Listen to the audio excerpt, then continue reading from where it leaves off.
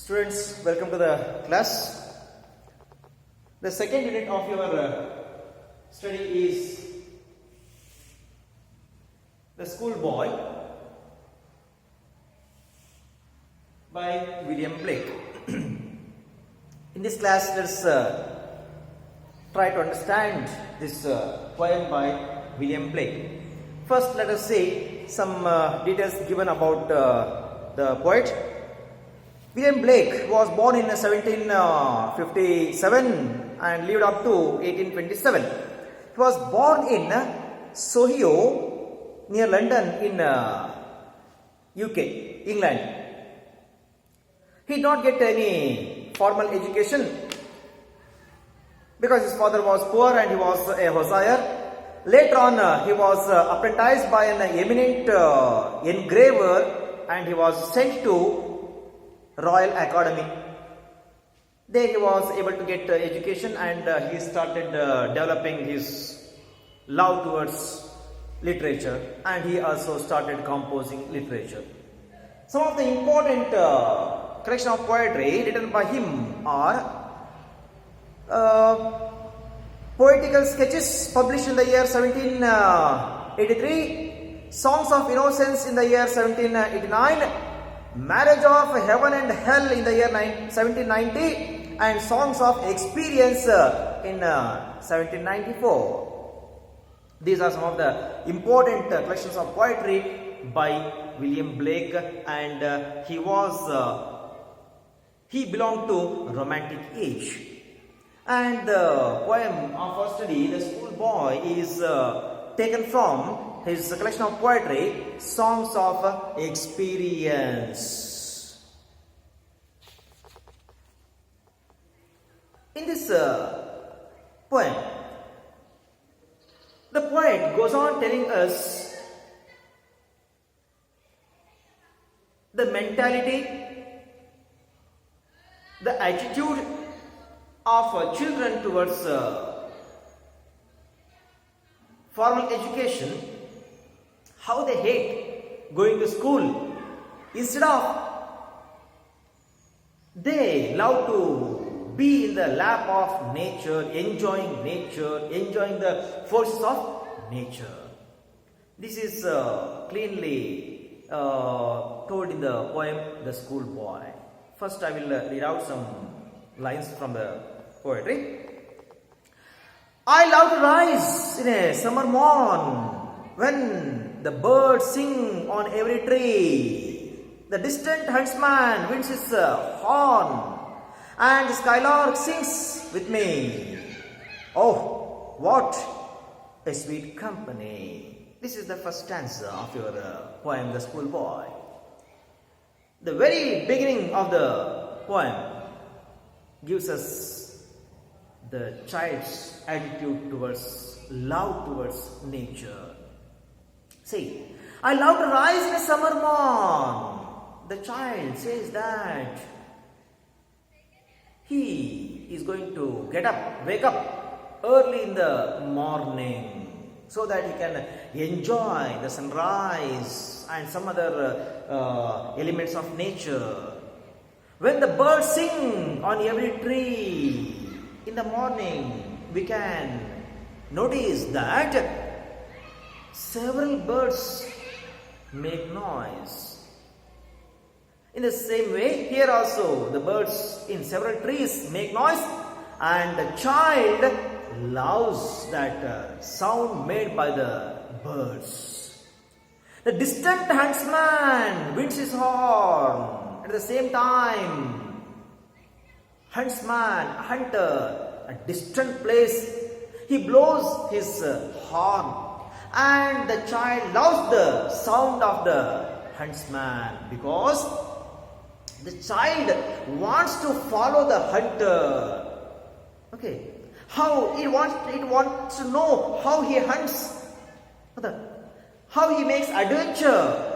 The child wants to know. So the child wants to follow the huntsman, and whenever the huntsman sounds his horn, the child was immediately awakened by the sound, And the skylark sings with me. A bird with beautiful voice, melodious voice. Okay, skylark. And the skylark sings with me. The boy is also very happy. And whenever a person is happy, he goes on humming a song. And with him, the skylark is also singing. Oh, what sweet company. See the company of the child, which includes all the elements of nature, like the birds, the trees, okay, the sound made by huntsman and nightingale, skylark. Okay, these are all the elements we find in nature, and the child enjoys nature. It is the love towards nature. Okay, ಈಗ ಇಲ್ಲಿ ನಮಗೆ ಮೊದಲ ಈ ಒಂದು ಪ್ಯಾರಾದಲ್ಲಿ William ಬ್ಲೇಕ್ ಈ ಒಂದು school boy ಅಂತಕ್ಕಂಥ ಪದದಲ್ಲಿ ಆ ಮಗುವಿನ ಒಂದು ಪ್ರೀತಿ ಯಾವ್ದ್ರ ಬಗ್ಗೆ, ಈ ಸೌಂದರ್ಯದ ಬಗ್ಗೆ, ನಿಸರ್ಗದ ಬಗ್ಗೆ, ಪ್ರಕೃತಿಯ ಬಗ್ಗೆ ಹೇಳ್ತಾ ಹೋಗಿದ್ದಾರೆ. ಹಾಗೆ ಈ ಒಂದು ಪದದಲ್ಲೇ ಹೇಳ್ತಾ ಇದ್ದಾರೆ, ಆ ಮಗು ಯಾವ್ದಿಲ್ಲಿ ಈ ಒಂದು ಫಾರ್ಮಲ್ ಎಜುಕೇಶನ್, ವಿದ್ಯಾಭ್ಯಾಸ, ಆ ಒಂದು ವಿದ್ಯಾಭ್ಯಾಸದ ಬಗ್ಗೆ ಅಷ್ಟು ತೀರಾ ಒಲವು ತೋರಿಸ್ತಾ ಇರಲಿಲ್ಲ ಅನ್ನತಕ್ಕಂಥ ವಿಚಾರ. ಅದಾದ ನಂತರ ಆ ಒಂದು ಮಕ್ಕಳ ತಂದೆ ತಾಯಿಗಳು ಮಕ್ಕಳನ್ನ ಯಾವ ರೀತಿ ಬೆಳೆಸಬೇಕು ಅದಕ್ಕೆ ವಿಷಯಕ್ಕೆ ಸಂಬಂಧಪಟ್ಟಂತೆ ವಿಷಯಗಳನ್ನು ಹೇಳ್ತಾ ಹೋಗಿದ್ದಾರೆ. ಈಗ ಈ ಒಂದು ಪದ್ಯಕ್ಕೆ ಸಂಬಂಧಪಟ್ಟಂತೆ ಮೊದಲ ಒಂದು ಸ್ಟ್ಯಾಂಡ್ಸ್ ಅದೆಲ್ಲ ನೋಡ್ತಿದ್ದೀವಿ, ಆ ಮಗುವಿನ ಒಂದು ಪ್ರೀತಿ ಅಥವಾ ಆ ಮಗುವಿನ ಒಂದು ಒಲವು ಪ್ರಕೃತಿಯ ಬಗ್ಗೆ ಹೇಳ್ತಾ ಇದೆ. ಮಗು, ನಾನು ಬೆಳಿಗ್ಗೆನೆ ಎದ್ದಳಿಕ್ಕೆ ಇಷ್ಟಪಡ್ತೇನೆ. ನೋಡ್ರಿ, ಆ ಮೊದಲ ಲೈನಲ್ಲೇ ನಾವು ತಿಳ್ಕೋಬಹುದಾಗಿದೆ ಮಗು ಎಷ್ಟು ಮಟ್ಟಿಗೆ ಅವನ ಪ್ರಕೃತಿಯನ್ನು ಸವಿಯತಕ್ಕಂಥ ಒಂದು ಜ್ಞಾನ ಹೊಂದಿದೆ, ಒಂದು ಆಸಕ್ತಿ ಹೊಂದಿದೆ ಅಂತ ಬಿಡು. ನಾವು ಬೆಳಗಿನ ಎದ್ದಾಗ ನೋಡಬಹುದಾಗಿದೆ ಸೂರ್ಯೋದಯದ ಒಂದು ಸುಂದರ ದೃಶ್ಯಾವಳಿಗಳು, ಅದನ್ನು ಎಂಜಾಯ್ ಮಾಡ್ಬೇಕಂತ ಇದೆ ಆ ಮಗು. ಹಾಗೆ ಹೇಳ್ತದೆ, I love to rise in summer morn. ಬೆಳಿಗ್ಗೆ ನಾನು ಎದಲಿಕ್ಕೆ ಇಷ್ಟಪಡ್ತೇನೆ. ಅದೇ ಸಮಯದಲ್ಲಿ ಮತ್ತೆ ಏನಪ್ಪಾ ಆಗ್ತದಂದ್ರೆ ಈ ಒಂದು ಪ್ರಕೃತಿಯಲ್ಲಿ when the birds sing on every tree, ಪ್ರತಿಯೊಂದು ಮರದಲ್ಲೂ ಸಹ ಒಂದಲ್ಲ ಎರಡಲ್ಲ ಹಲವಾರು ಜಾತಿಯ ಪಕ್ಷಿಗಳು ಸದ್ದನ್ನು ಉಂಟು ಮಾಡ್ತಾ ಇರ್ತದೆ. ಅವುಗಳದೇ ಆದಂತಹ ಒಂದು ಸದ್ದಿನ ಮೂಲಕ ಅವು ಒಂದಕ್ಕೊಂದು ಸಂಪರ್ಕ ಕಲ್ಪಿಸಿಕೊಳ್ತಾ ಇರ್ತದೆ. ಆ ಸದ್ದು ಸಹ ತನಗೆ ಇಷ್ಟ ಅಂತ ಹೇಳ್ಕೊಳ್ತಾ ಇದೆ ಆ ಒಂದು ಮಗು. ಅದಾದ ನಂತರ ಮುಂದೆ ಹೇಳ್ತಾರೆ, the huntsman, distant huntsman winds his horn. ಅದೇ ಸಮಯದಲ್ಲಿ ದೂರದಲ್ಲಿ ಎಲ್ಲೋ ಹಂಟ್ಸ್ಮ್ಯಾನ್, ಬೇಟೆಗಾರ, ತಾನು ಬರ್ತಾ ಇದ್ದಾನೆ ಅಂತಕ್ಕಂಥ ಒಂದು ಸಂಕೇತ ಹೇಳ್ತಾನೆ, ಸಂಕೇತ ಸೂಚಿಸ್ತಾನೆ. ಯಾವ್ದು ಮೂಲಕ ಅಂದ್ರೆ ಒಂದು ತುತ್ತೂರಿ ಊದದ ಮೂಲಕ ಅಥವಾ ಯಾವುದೋ ಒಂದು ಸೌಂಡ್ ಮಾಡತಕ್ಕಂಥ ಒಂದು ಧ್ವನಿ ವರ್ಧಕದ ಮೂಲಕ, ಧ್ವನಿಯಿಂದ ಸದ್ದುಂಟು ಮಾಡತಕ್ಕಂಥ ಒಂದು ಇನ್ಸ್ಟ್ರುಮೆಂಟಿನ ಸಹಾಯದಿಂದ ಸೌಂಡ್ ಮಾಡ್ತಾನೆ. ತುತ್ತೂರಿ ಇರ್ಬೋದು, ಪಿಪಿ ಇರ್ಬೋದು, ಇಂಥ ಒಂದು ಸಲಕರಣೆಯಿಂದ, ಇಂಥ ಒಂದು ಮೂಲಕ ಅವನು ಸಂಜ್ಞೆ ಕೊಡ್ತಾನೆ, ನಾನು ಬರ್ತಾ ಇದ್ದೀನಿ ಅಂತ ಬಿಟ್ಟು. ಅದು ಸಹ ಮಗು ತುಂಬಾ ಆಸಕ್ತಿಯನ್ನು ಕೆರಳಿಸ್ತಕ್ಕಂಥ ಅಂಶವಾಗಿದೆ. ಹೇಗಪ್ಪ? ಮಗುಗೆ ಆ ವ್ಯಕ್ತಿ ಬಂದ ತಕ್ಷಣ ಆತನ ಹಿಂದೆನೆ ಹೋಗ್ಲಿಕ್ಕೆ ಇಷ್ಟ. ಯಾಕೆಂದ್ರೆ ಅವನು ಹೇಗೆ ಬೇಟೆ ಆಡ್ತಾನೆ, ಏನ್ ಬೇಟೆ ಆಡ್ತಾನೆ ನೋಡ್ಬೇಕು, ನೋಡ್ಲಿಕ್ಕೆ ಆಸಕ್ತಿ. ಆ ಒಂದು ಕಾರಣಕ್ಕೋಸ್ಕರ and the skylark sings with me.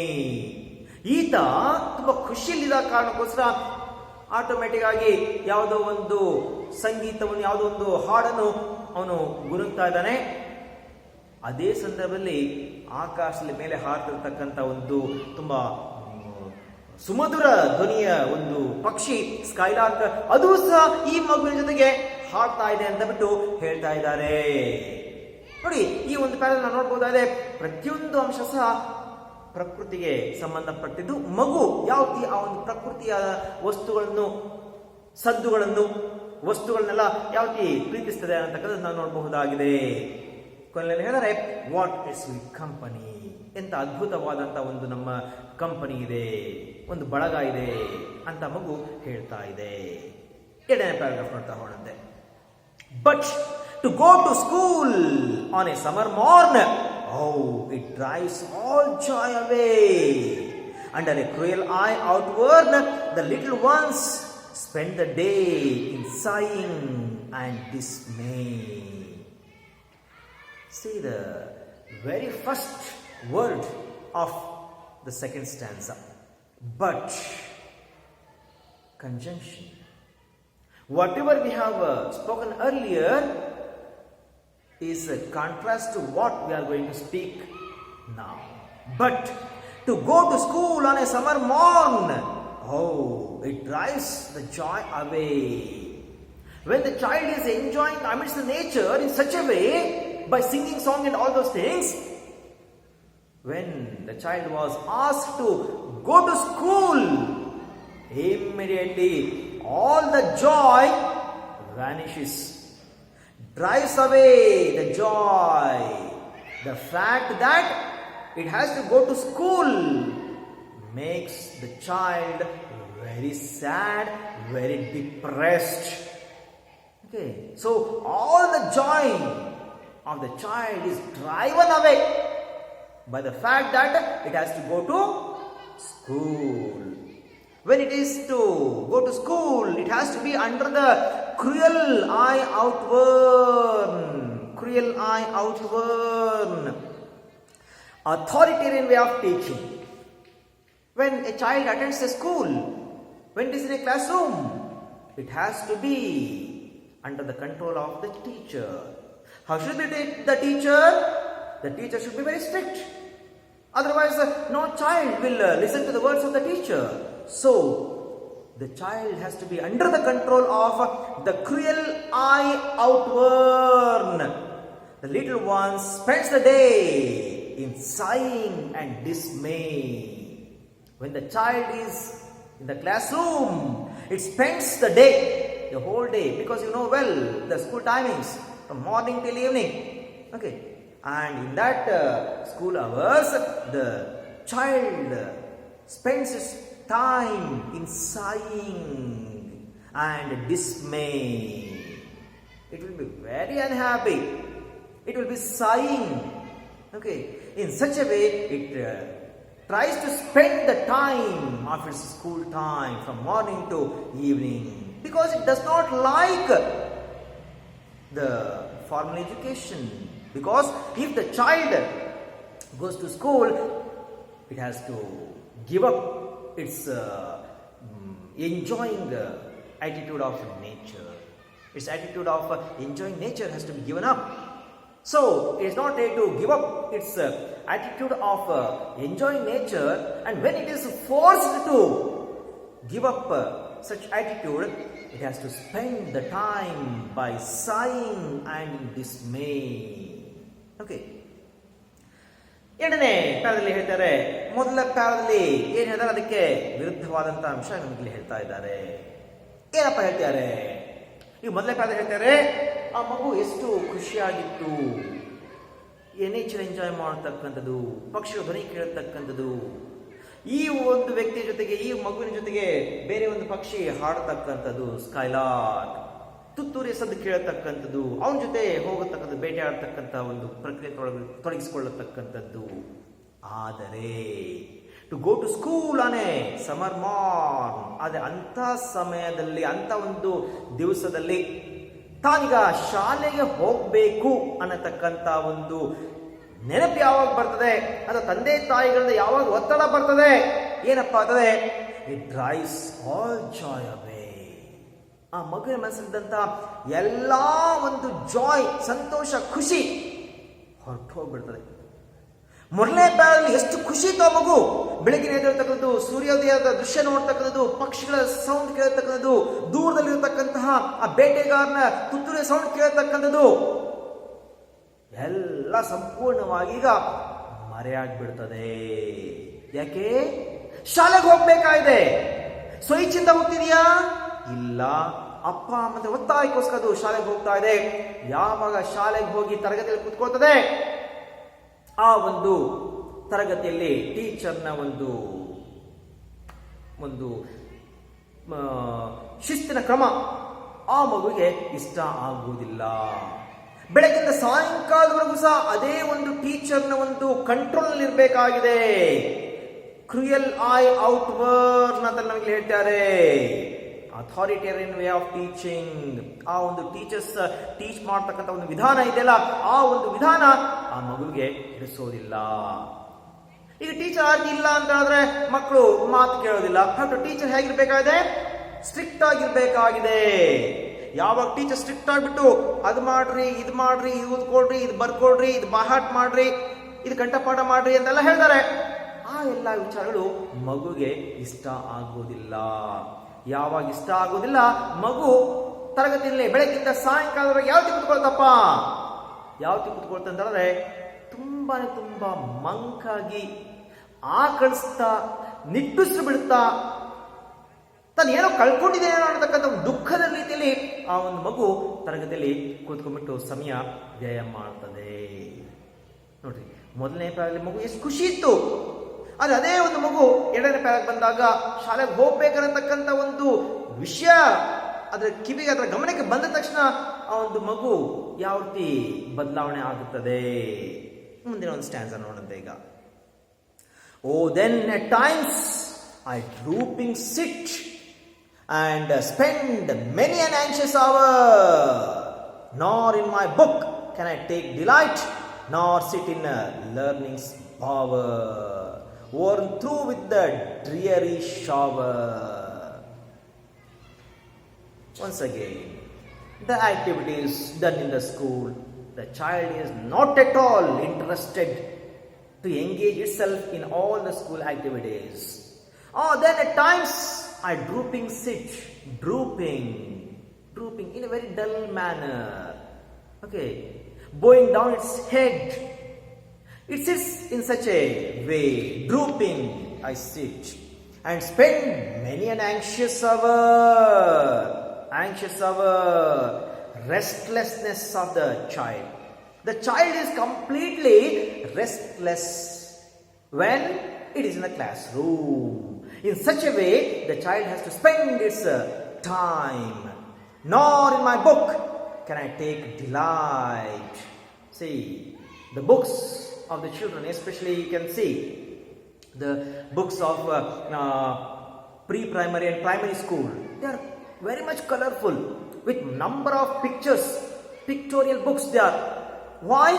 To get the attention of the children, the books are printed so. But those books are also not able to catch hold of the attention of the child. So it says, nor in my book can I take delight. The books also will not make me happy, nor sit in learning's bower. Learning's bower. It is a metaphor for school. The child is not ready to sit in the classroom, worn through with the dreary shower. When it has to sit in the classroom, it has to undergo the dreary shower. Okay, dreary shower, continuous process from morning till evening, one after another, reading, writing, writing, telling, so and so. All these activities are a continuous flow from morning till evening in the classroom. So it says he was worn through. The child is tired with all those academic activities. ಮೂರನೇ ಸ್ಟ್ಯಾನ್ಸಲ್ಲಿ ಮತ್ತೆ ಪುನಃ ಆ ಮಗುವಿನ ಒಂದು ದುಃಖದ ಮಾತುಗಳು ಮುಂದುವರಿತಾ ಹೋದರೆ. ಈಗ ಯಾವಾಗ ಮಗುವಿಗೆ ತರಗತಿಗೆ ಬಂದು ಕುತ್ಕೊಳ್ಳಿಕ್ಕೆ ಇಷ್ಟ ಇಲ್ಲ, ಮಗು ತುಂಬಾ ದುಃಖದಿಂದ ಇರಬೇಕಾಗಿದೆ, ಹೇಳ್ತಾ ಇದೆ, ನಾನು ಸುಮಾರು ಸಮಯ ಕ್ಲಾಸ್ ಯಾವ ಕುತ್ಕೊಳ್ತೀನಪ್ಪ ಅಂದ್ರೆ ಡ್ರೂಪಿಂಗ್, ಮುಖ ಸಪ್ಪಗ್ ಮಾಡ್ಕೊಂಡ್ಬಿಟ್ಟು ತಲೆ ಹಿಂಗ್ ಬಗ್ಗಿಸ್ಕೊಂಡ್ಬಿಟ್ಟು ಕುತ್ಕೊಳ್ತೇನೆ ಅಂತ ಹೇಳ್ತಾ ಇದೆ. ಮತ್ತೆ ಮುಂದುವರಿಸಿ ಹೇಳ್ತಾ ಇದೆ, ನಾನು ಆ ಒಂದು ತರಗತಿಯಲ್ಲಿ 1 ಗಂಟೆ ಅಲ್ಲ 2 ಗಂಟೆ ಅಲ್ಲ ಸುಮಾರು ಗಂಟೆಗಳು ರೆಸ್ಟ್ಲೆಸ್ನೆಸ್ ಚಡಪಡಿಸ್ತಾ ಸಮಯ ಕಳೀಬೇಕಾಗಿದೆ. ಯಾವಾಗ ಬೆಲ್ ಹೊಡೆಯುತ್ತದೆ, ಯಾವಾಗ ನಾನು ಮನೆಗೆ ಹೋಗ್ತೇನೆ, ಯಾವಾಗ ಪ್ರಕೃತಿ ಮತ್ತೆ ನಾನು ಪುನಃ ಸವಿತೇನೆ, ಇದೇ ಒಂದು ಆಟಿಟ್ಯೂಡ್ ನಲ್ಲಿ, ಇದೇ ಒಂದು ಮನಸ್ಥಿತಿಯಲ್ಲಿ ಅವನ ಮಗು ಅಲ್ಲಿ ಯೋಚನೆ ಮಾಡ್ತಾ ಇದೆ. Nor in my book can I take delight. ಅದೇ ಆ ಒಂದು ಮಗುವಿಗೆ ಶಾಲೆಗೆ ಹೋಗ್ಬೇಕಂದ್ರೆ ಪುಸ್ತಕಗಳು ಸಹ ಇರ್ತದೆ. ಆ ಪುಸ್ತಕಗಳು ಸಹ ನನಗೆ ಖುಷಿ ಮಾಡೋದ್ರಲ್ಲಿ ಯಾವುದೇ ಒಂದು ಪಾತ್ರ ನಿರ್ವಹಿಸ್ತಾ ಇಲ್ಲ. ಸರ್ವೇ ಸಾಮಾನ್ಯವಾಗಿ ನಾವು ನೋಡಬಹುದಾಗಿದೆ ಪ್ರೈಮರಿ ಮತ್ತೆ ಪ್ರೀ ಪ್ರೈಮರಿ ಸ್ಕೂಲ್ನ ಮಕ್ಕಳ ಪುಸ್ತಕಗಳು, ಆ ಪುಸ್ತಕಗಳು ತುಂಬಾ ಕಲರ್ಫುಲ್ ಆಗಿರ್ತವೆ, ಬಣ್ಣದ್ದಾಗಿರ್ತವೆ. ಒಂದಲ್ಲ ಎರಡಲ್ಲ 10 ಹಲವಾರು ಚಿತ್ರಗಳು ಆ ಒಂದು ಪುಸ್ತಕದಲ್ಲಿ ಇರ್ತದೆ.